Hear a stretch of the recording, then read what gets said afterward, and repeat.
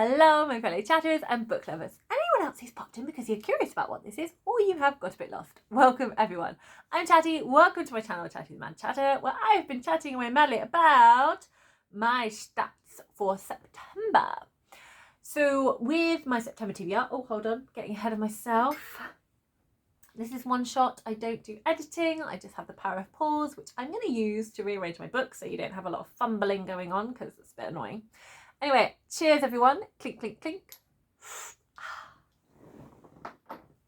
So these are my stats for September.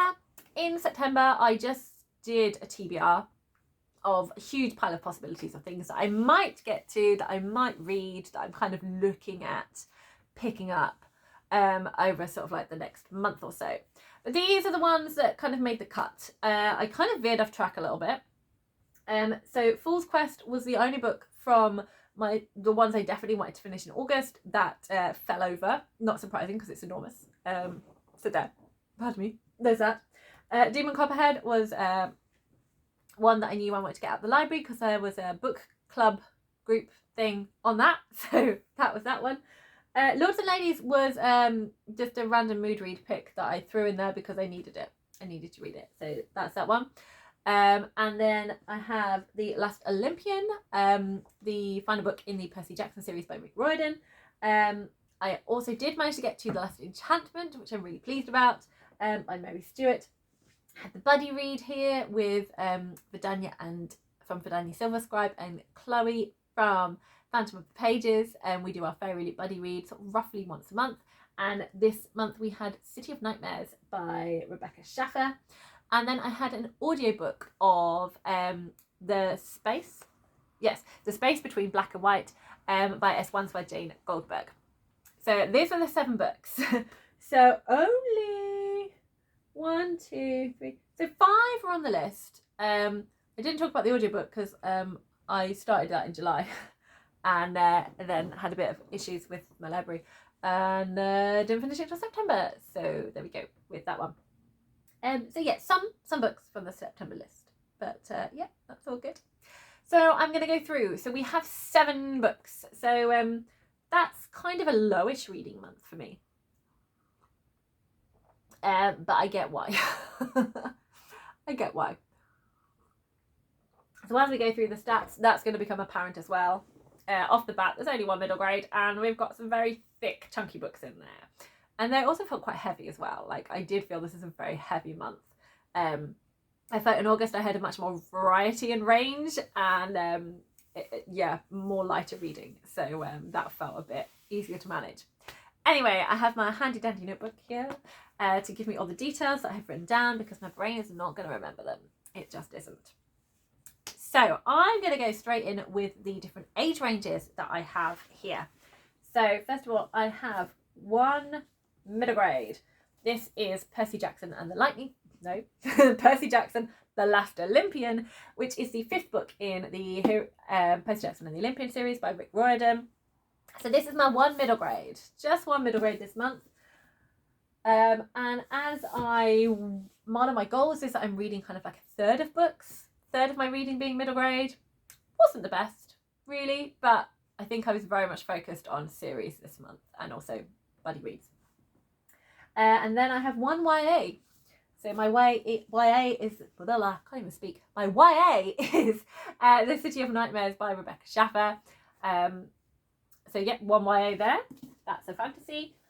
And that means I have 5 adult books. So that is Fool's Quest by Robin Hobb, which is the 15th book in the Realm of the Elderlings, 2nd book in the specific Fitz and the Fool trilogy. Demon Copperhead by Barbara Kingsolver. Sort of contemporary, is it? Slightly historical fiction. So it's set in the 90s. I'm not sure. In my head I put it down as a contemporary, but I don't know if it is. That's interesting, isn't it? I'm sure you can correct me in the comments. Lords and Ladies, an adult fantasy by Terry Pratchett, part of the Discworld series. And The Last Enchantment by Mary Stewart, which is the 3rd book in the Merlin trilogy. That's a fantasy. And then finally, I have a placeholder here. This is The Space Between Black and White by Eustasia Jane Goldsmith, which is a memoir and a non-fiction. Therefore a non-fiction, because it's memoir. Yeah. Great. So 5 adults, 1 middle grade, 1 YA. Moving on. So for genres, we have 5 fantasy books: Fool's Quest, Lords and Ladies, The Last Olympian, The Last Enchantment, a lot of lasts, and The City of Nightmares. I then have 1 non-fiction. It is a memoir, which is the space between black and white. And I have 1, I'm calling it contemporary, Demon Copperhead. Okay, we then have 6 of these books I read physically, all novels, and 1 I read via audio. And then I have 2 were rereads. So helpfully put together here. So Lords and Ladies and The Last Olympian were both rereads for me. And Fool's Quest, The Last Enchantment, City of Nightmares, The Space Between Black and White, and Demon Copperhead were all new reads for me. 4 of these books belong to me: Fool's Quest, Lords and Ladies, The Last Olympian, and The City of Nightmares.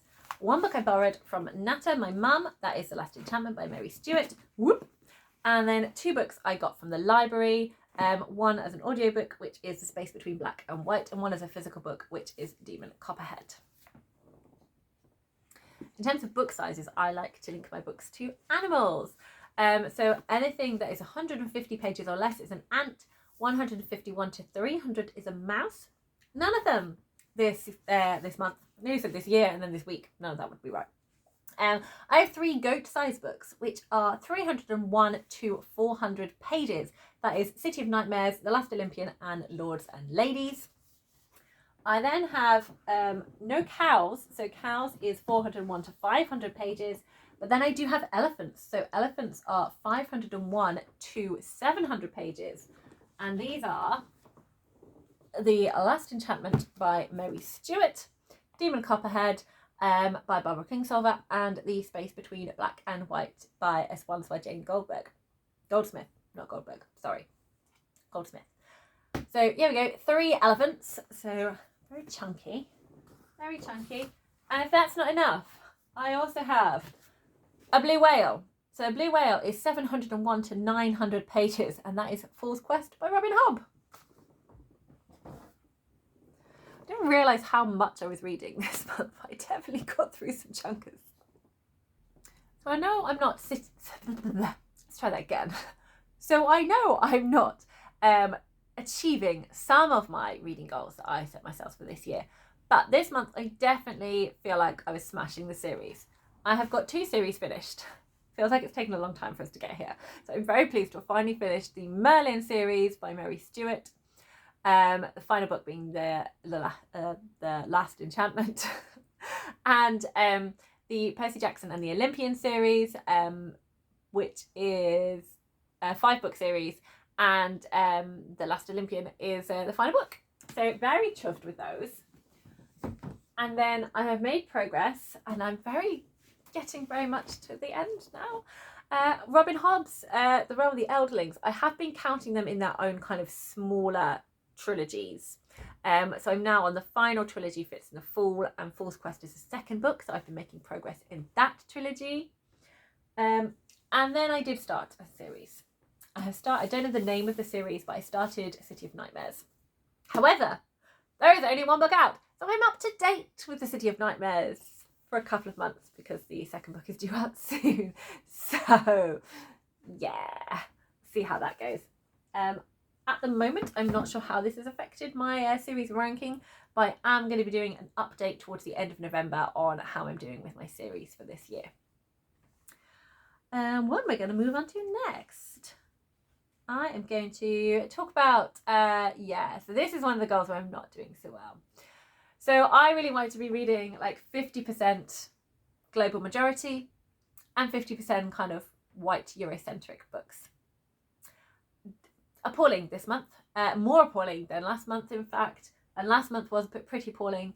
I have only got 1 global majority book, 6 white Eurocentric, 1 global majority, and that is The Space Between Black and White by Eustasia Jane Goldsmith. So 1 book by a black author, the rest are white, which isn't good, but I am very aware that I own the majority of what I own are more white Eurocentric. And the majority of the series I'm reading are more white Eurocentric. So because I'm trying to get rid of some series, because when I get rid of some series, I can add some new ones in. That's my goal at the moment. Moving on to diversity. Sort of okay in some areas and not in others. So first of all, not great in terms of LGBTQ plus representation. Just realised what I didn't do. Okay, yeah. So I'm going to come back to that. I've just had this brain moment that I didn't film in my wrap-up because I'm a moron, but there we go. I'm going to add an extra little wrap-up-y bit end of this video about books I haven't spoken about. So in terms of these books, in terms of novels, there is no LGBTQ plus representation. There are there are side characters in these books that are of the LGBTQ plus community, but I'm only counting it if the character is a protagonist or a main character. So if it's got lots of main characters, one of them is, then that counts. But otherwise, it's just side characters, doesn't count. It's just side characters, so it doesn't count. So there's nothing. In terms of like physical disability, there is like and again, it's main characters. So although there are characters that have got physical disabilities in some of these books, it's not the protagonist. Only one do we have a protagonist. We have one of our main characters in Fool's Quest that I think kind of fits that being looked at as though you are less able. And there is definitely kind of like some in here that's a result of some just how they're born, and some is a result of their life, that they have now become someone with a disability because of like what they've kind of gone through. But I am kind of more counting this for the character B, just because of how she's regarded by the world outside of her family as very kind of other. And not, she doesn't look like people. She's a lot smaller than other people. She doesn't seem as, she just seems very different to everyone. And I think it's all those kind of feelings that the disabled community kind of get from people, like snap judgment on first impressions. So that's what I'm counting. There are other characters in here that are struggling, but it is a fantasy book, and their injuries are kind of inflicted because of magic, and the cure is kind of done because of magic. So I don't think that counts because it's not the same. It's not the same as kind of like rehabilitation or, you know, like physiotherapy, the right word? I think so, yeah, or like having physiotherapy. It's not the same. It works very much for the plot, but not in terms of disability representation. So it's just B that I'm talking about with the Fool's Quest, just to clear that up. In terms of neurodivergent, we have Percy Jackson with dyslexia and ADHD from the last Olympian. So that's one. Mental health and grief is much better. So there is a lot of kind of representation of characters that are, sorry, my hair keeps snagging on my glasses and it keeps pulling. It's really annoying. Sorry, that's why I'm doing a lot of this. Right, yes. So a lot of great kind of representation of characters dealing with trauma in quite a lot of the books that I've read this month.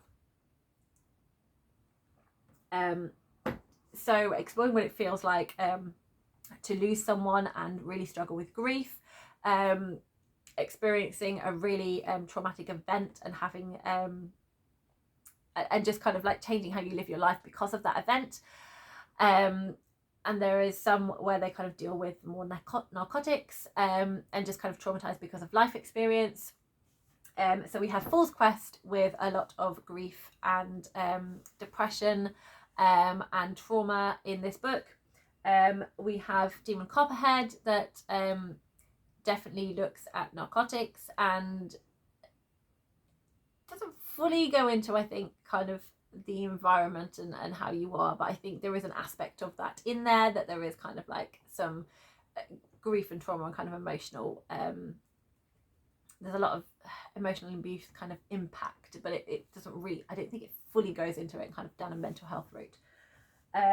And in City of Nightmares, there is a lot of grief and trauma explored in that one as well.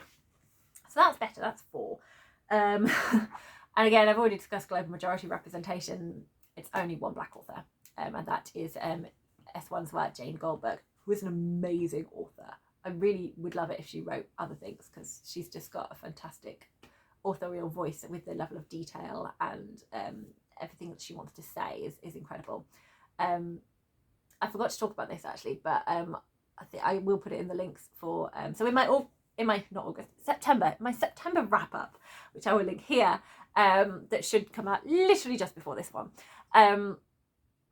I'm going to add some kind of links of other interesting bits in her life. So there was a relation of hers that was kind of in the newspaper, and that documentation is in there because I looked it up. And also she wrote like an essay, kind of like a non-fiction book as well with someone, and I looked that up, and I think that is still accessible. So I also want to look that up as well. So I'm going to put the links to those in there, which is really fun. The thing I also really want to talk about is I did read some picture books. So I got these out the library for me to read, and I totally forgot to talk about them in my wrap up, which is terrible. Maybe I should just do a little video. Should I do another little video talking about just the picture books? I don't know. But anyway, I wasn't going to put them in the stats, but these were because I was very aware I didn't have any. I'm trying to read at least one book a month that is from a trans author, or involves transness in it. And I've read a lot of memoirs, I've read a lot of fiction, and I really wanted to read a history. But having felt slightly burnt out right at the beginning of the month, I just didn't really feel I could pick up one. So whilst I was looking for stuff, I discovered this book by Juno Dawson, who I love, a picture book called You Need to Chill. So I was like, amazing, I can still read about from a trans author, and have a look at other work from this trans author here. And it is about a girl explaining to her class that her brother is now her sister, and that it's not a big deal. It's just she's just got different names now and different things, and she's happier, and that's all it is. So it's just really kind of simple. Just chill. It's fine. It's not a big problem. I've got a sister. It's all good. All good. Still the same person. They're just my sister, not my brother. I think this is definitely aimed more at a book to kind of read with families, and to read with children who, you know, who might need sort of like an introduction to someone who might have a trans relation, rather than someone who is necessarily trans themselves, just because for the sake of the story to work, there is like a dead naming and misgendering at the beginning of the book because of who we now know the sister to be. Then it's a sister, that they are a sister, not brother. So I know when I was looking at some of the, critiques, reviews of it, that was kind of pointed out by people. But the aim of this book, it's not for that. It is for people to kind of understand, like, it's not a big deal. Just chill. Not a big deal. And just kind of a fun way to get children to just accept that change, and be okay with that change, and not worry about that change. So I think it was a brilliant book for that. So it's a great book to kind of like have available for children to read, and if they have any questions, they can then talk about it. Just, you know, making our world more inclusive and improving our empathy. So I clearly am talking about these now, so that's great. So the other book I picked up is one that I had been looking at, like seeing on like Waterstones and things for a while. But my children are kind of moving more away from picture books unless they're specifically requesting them. We are definitely going more down the chapter book road. So these are very much for me rather than them. But this is Llama Glamarama, and I was really excited to read this one, and I really love it. And I think I might need to get this one for me because it's so fun. So this is by Simon James and Gary Parsons. Oh, I didn't say the illustrator. So in You Need to Chill, the illustrator is Laura Hughes. So we have this really fun, down-to-earth character here. I don't know if does she have a name? No, just me. So there's no name for this child. And they're just asking her where her brother is. And she's like, it's cool. Brother is my sister. And it's awesome. So back to Llama Glamarama. So it's written by Simon James Green and Gary Parsons did the illustrations, which are so fun.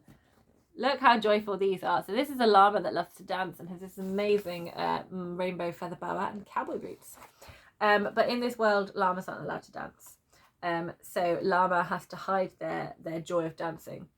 So llamas are all quite serious. Let's have a look here. Here are the llamas going about their daily business, llamaing around. So we have this very blue, dark kind of palette tone with sort of like a warm orange of them going into the barn. It's all very subdued, all very kind of like dull, grey, boring. And then we have the llama with a secret here. Look at his shifty eyes as he opens his rainbow trunk to reveal he loves to dance. Yeah, look at him go. He's got headphones on, he's got a sparkly hat. He is having the best time of his life. But then has to hide that part of himself. And to keep it hidden. And it just hurts inside. He can't be free. He can't be free until he finds out about a festival where there are other llamas that love to dance as well. Look at the joy. Look at the pride they have here. Isn't it beautiful? So it's just a lovely, again, child-friendly book, accepting that sometimes you can be different to other people and you should celebrate that, and that is fine. So I loved those two there.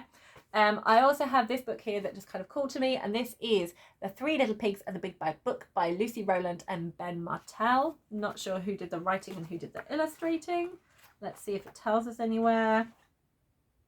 Yes, so written by Lucy Rowland and the illustrations are done by Ben Martell. I always love a book that takes a fairy tale and just does it slightly differently. So this was a fun exploration of the Three Little Pigs story.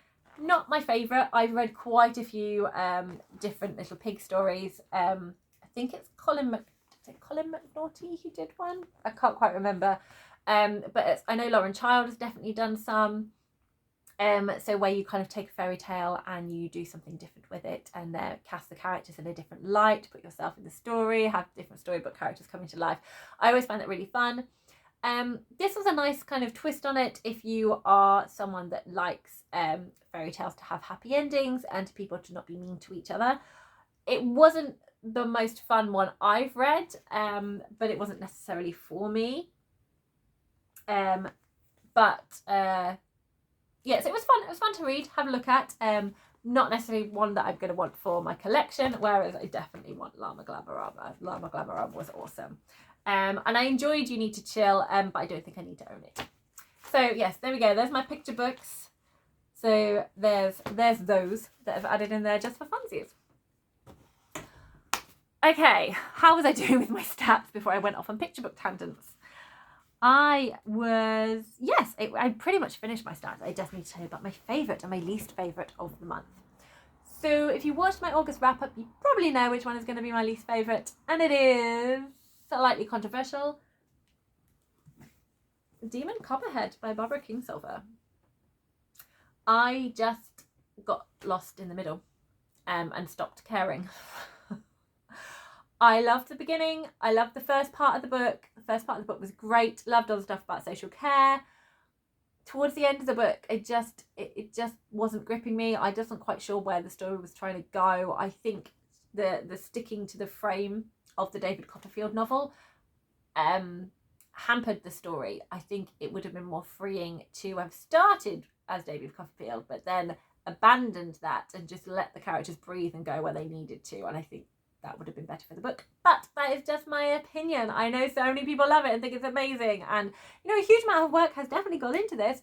I just think it's too long. I just think it was just too long for me. Says the girl who loves the 900-pagey book over there. But I just got lost and stopped caring. So, yeah, disappointed with Demon Copperhead. Sorry. My fave. Now, I'm going to be controversial with this as well. I love Hob. I do love Hob. Hob is amazing. It's my favourite fantasy series. I love it. I love the characters. But I think I have to go for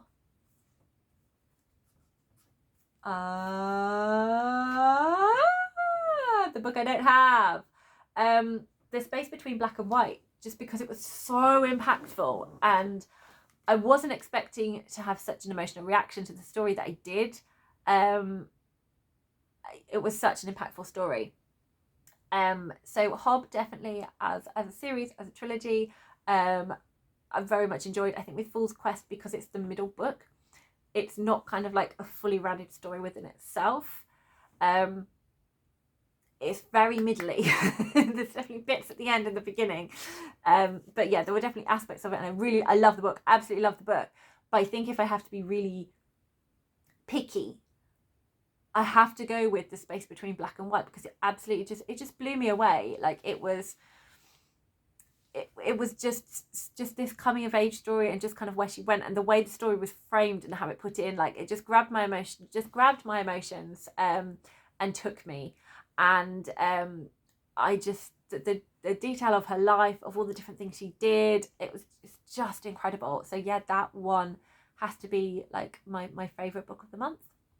Yeah, I don't do rereads, so Lord and Ladies and The Last Olympian are not included in any of these judgments, because I've read them before, and that kind of puts them at a bigger advantage.